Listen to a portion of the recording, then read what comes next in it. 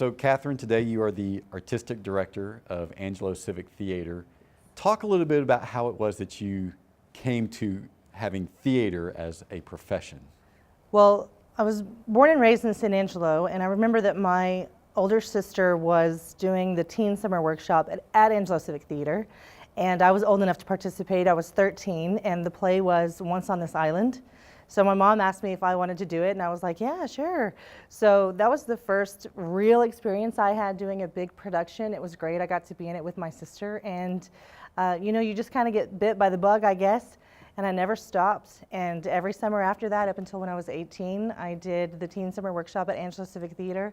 I did theater in high school, and then that's what took me to college. And that's really how it got started. And when I was a kid, my mom and Dad always took us up in the summertime, about every other weekend, to the Dallas Summer Musicals, and we would go see shows. And I just remember being in awe at these people and the talent and thinking, man, I would just love to do that. I wish I could do that. And that's really when my appreciation for theater began very young, and then my participation began in my teens, I'd say.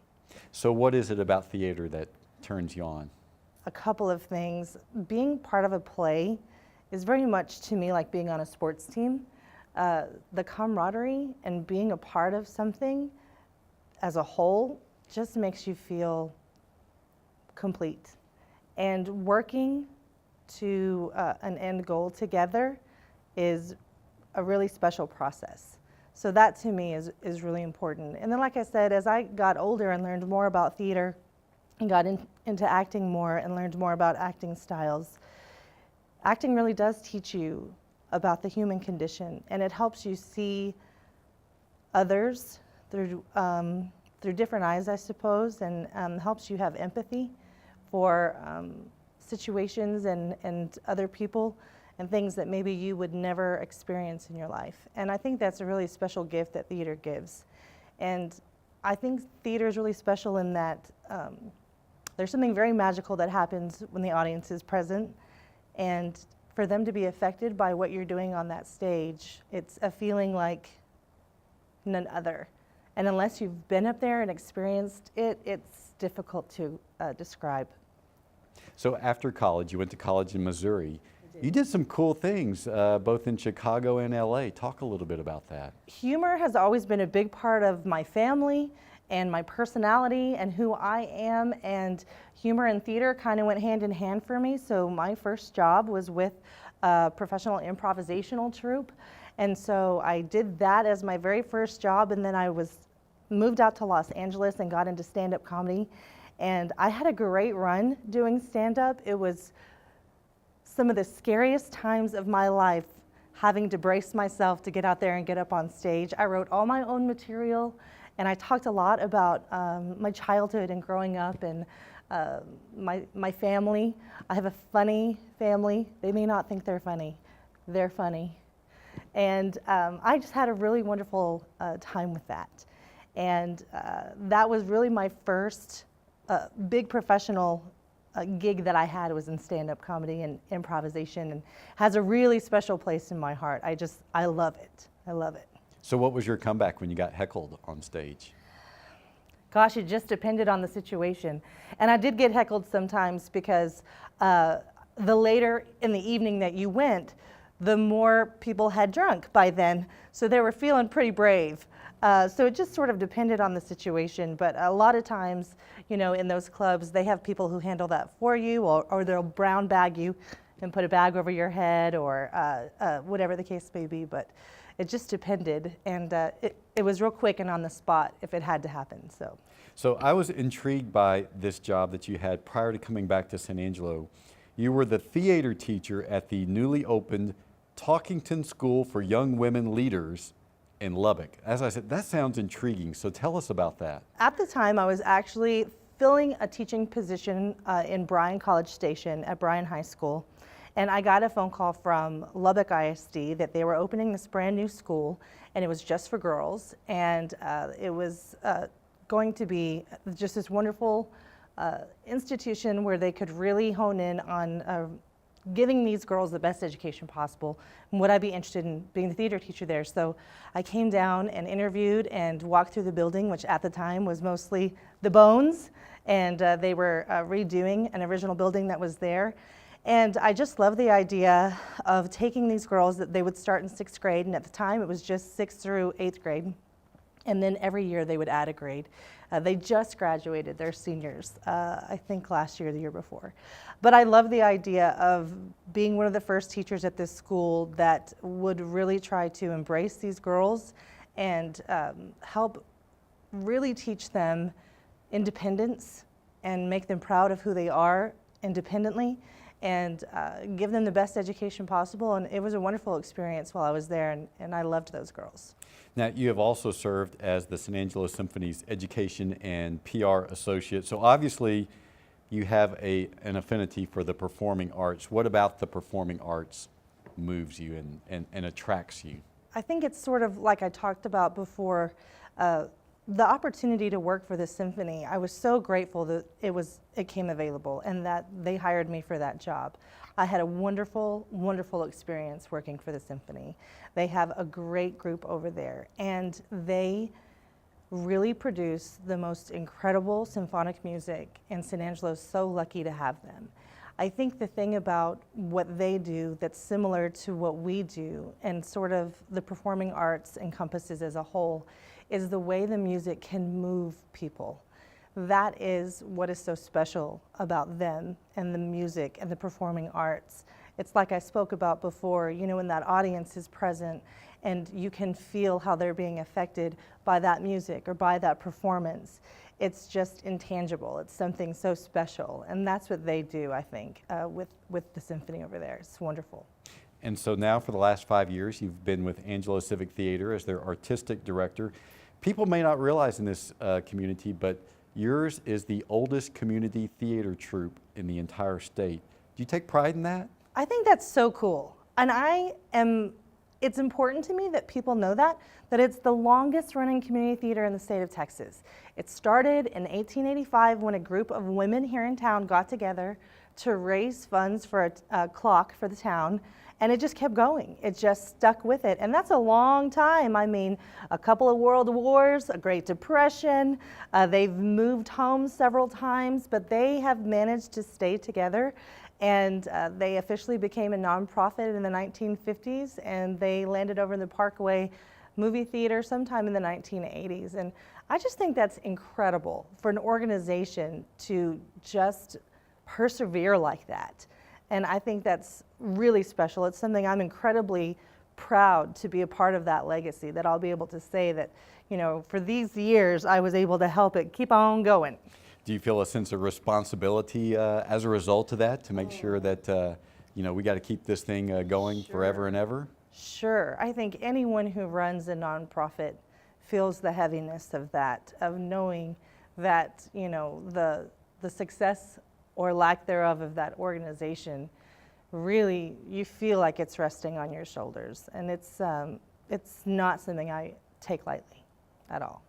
Is there something special or different about community theater versus, you know, like you said, what you might see on a professional stage? I think what's really special about the community theater is that the people who come to participate come from all walks of life.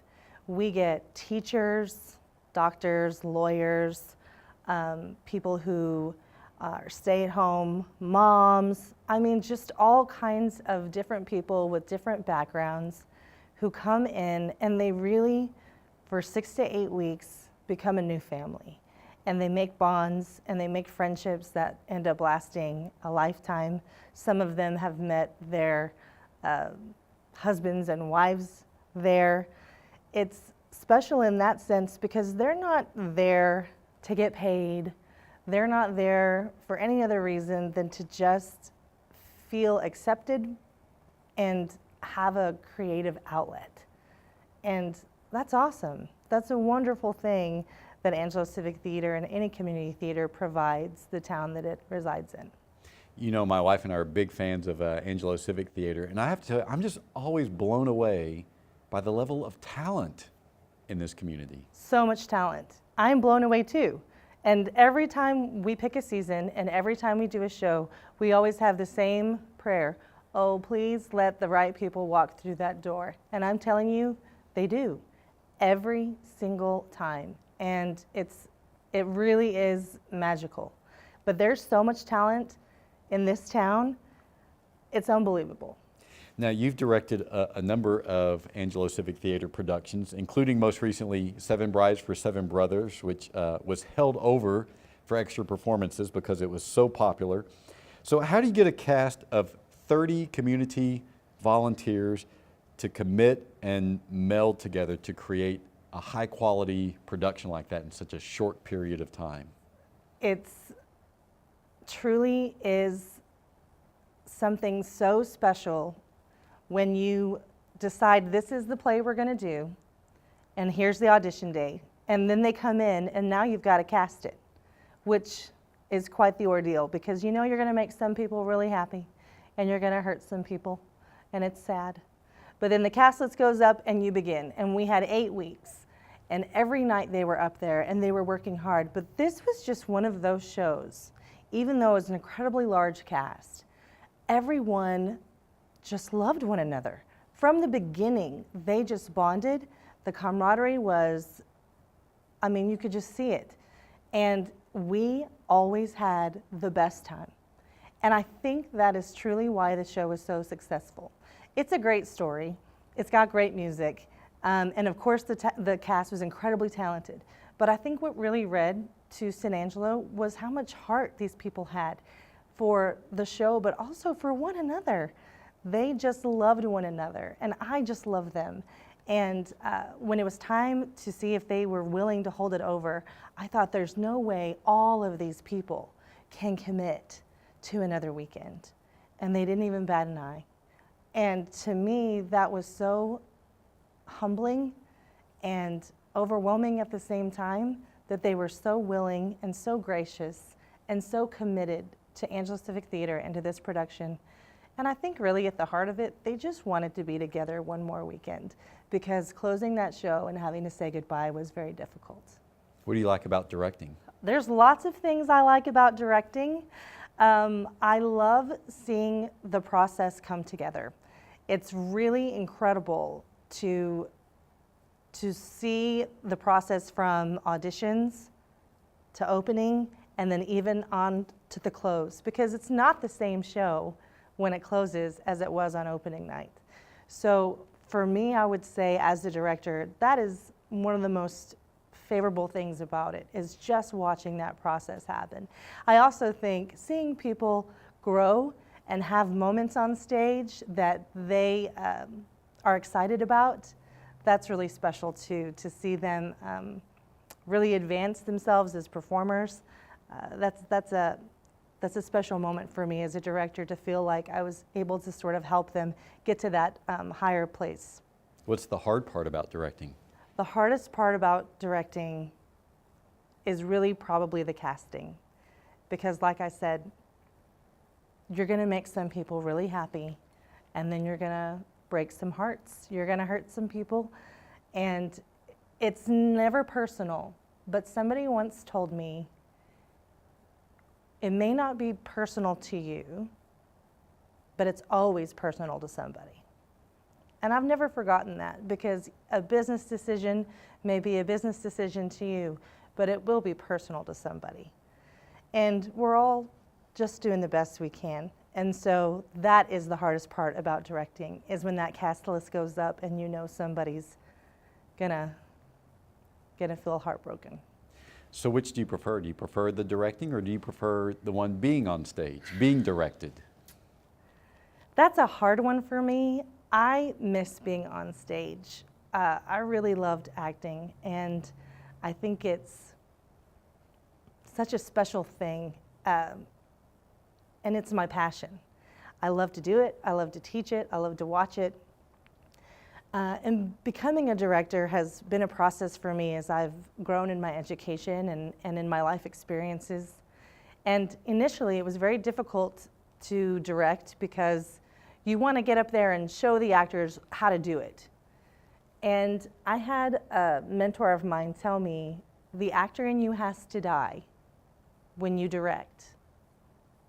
And I thought, well, I guess that's right. The actor in you has to die so that you can really 100% be a director and give the other actors the opportunity to grow on their own without you getting up there and showing them how you as an actor would do it, because that's not the process. So in that capacity, the more I direct, the more I enjoy that. But I think I'll always have a special place for acting and continue to look for opportunities to try to do it more.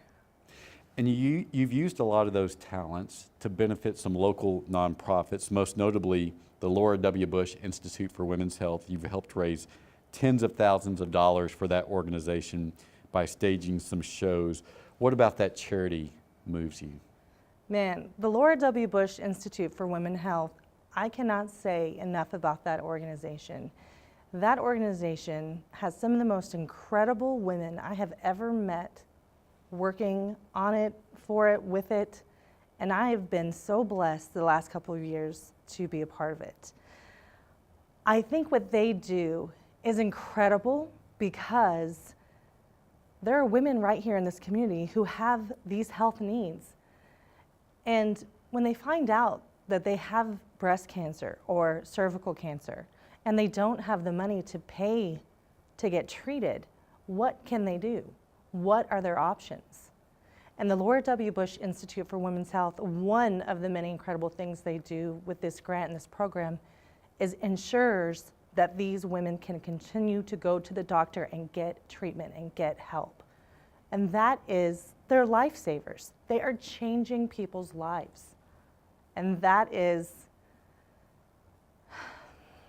such a blessing.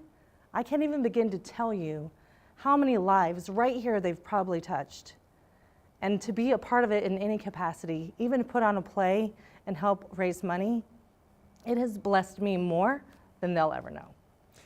One of the things that you've done for the Laura W. Bush Institute is you've emceed their Girl Power event for young girls and a Girls Night Out program for college women. And as a dad of a teenage girl, that's sort of exciting to me. Why is empowering girls and young women so vital? Well, they're the future of America, aren't they? And the whole world. And I was listening to something earlier that said, what was it? Behind every great man is a great woman.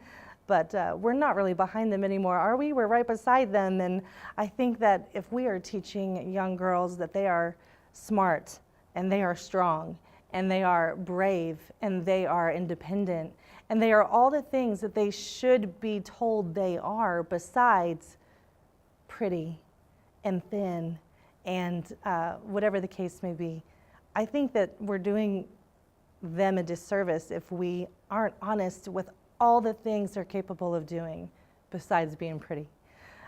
So it's important to me to be a part of those things, and I'm honored that they let me be, because I think that it's very empowering. Why San Angelo? You went away to college, you've performed all over the country. Why did you come back to your hometown? Oh, that's easy. I had a baby and my parents are here. So Harper was born in December of 2011 and we were here by March of 2012. I'm the youngest of three girls, and we really wanted my children to know my parents. I have incredible parents. They're wonderful people, and it was just important that my kids know them. So that's why San Angelo, those two people right there. Talk about a leader who has influenced you.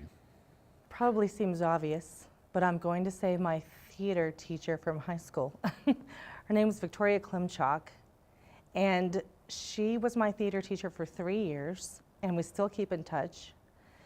But she has influenced me because of the life that she has led, the way that she loves her students, the influence that she has had on them, the way she cares for her parents, her journey through adoption of her son, and then later getting pregnant with her daughter. She just is an incredible woman, independent, smart, and always encouraging, and always made me feel like I could do anything, and still does. And I love her for that. What's your definition of leadership? My definition of leadership is someone who is brave, who knows that they're going to have to make choices. I think that being a leader is a choice. And every day is a series of choices. And sometimes we have to make choices that are really hard. I am positive it was a leader who coined the phrase, what is right is not always popular, and what's popular is not always right. Because I guarantee a leader has been in that position. So to me, a leader is somebody who's brave. A leader is somebody who is understanding of the situation, of people around them, of consequences, and also someone who is forgiving. Because I think a leader has to understand that we're all human, including the leader, and we're all just doing the best we can, and sometimes we're going to make mistakes. And we have to be forgiving of those around us, and we have to be forgiving of ourselves, because if we're not, how are we going to get up the next day and try again? So I think a leader has to be brave, understanding, and forgiving, and determined to do the very best they can every day. Cathryn, it's a big honor being one of the 20 under 40. Congratulations. Thank you. It's been a pleasure. Oh, at this point, you're supposed to la la la la la. Big Hero 6. I have children.